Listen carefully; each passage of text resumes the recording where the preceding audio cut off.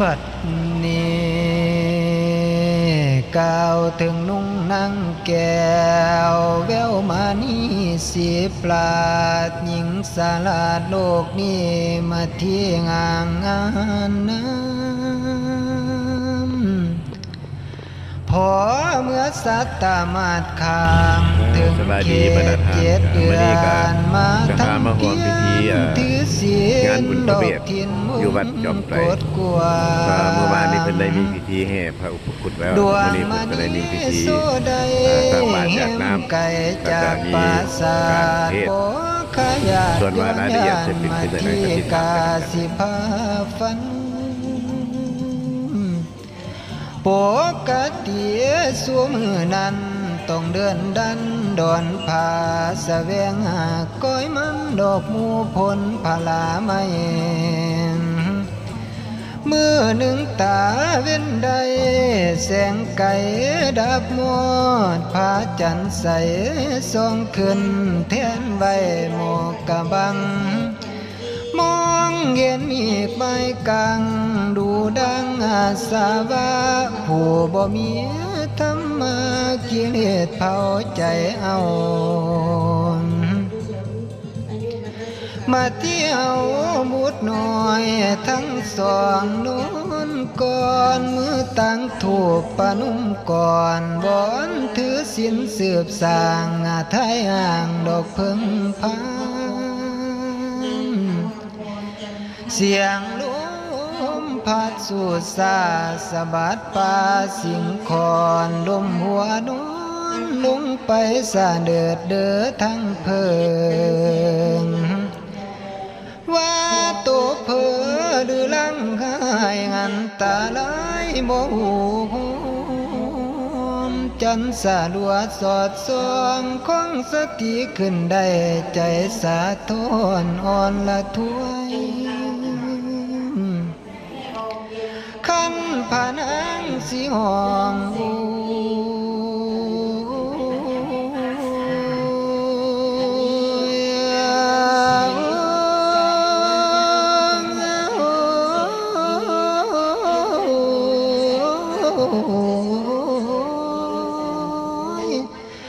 ปากกะฟ้าวบ่มี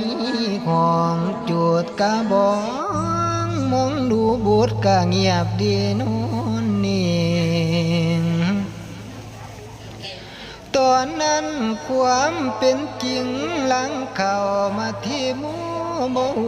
สองนั่งสั่งรวมสติของกรรมฐานอันใดกะบ่งไตกะหมดแสงเดียวไปใส่กะโมแจงผ้าไผ่แกงลุ่มตีคือจังมีคนคอปองปาตูหลายครั้งดวงจิตตังภวังลาเป็นเวลาเลิกเดือนตาบ่มืนดับขับขายข้าวน้อยก็เกิดลางพานั่งฝันว่าสร้างวิ่งได้ออกใจหายเดินหนีตายพัดมีสายห่างกายกะมินมองมากำคอพานังไว้นางตกใจจนห้องหู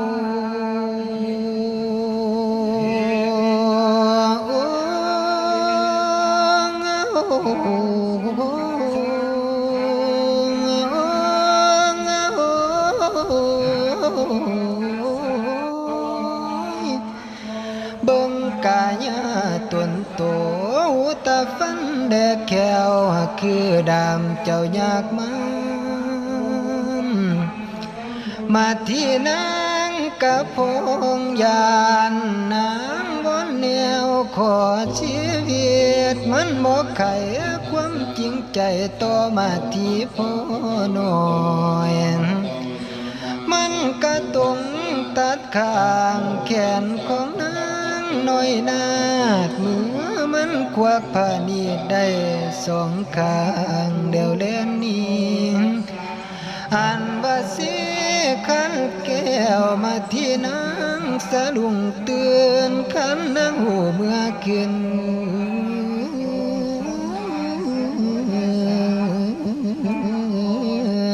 ใจสะอื้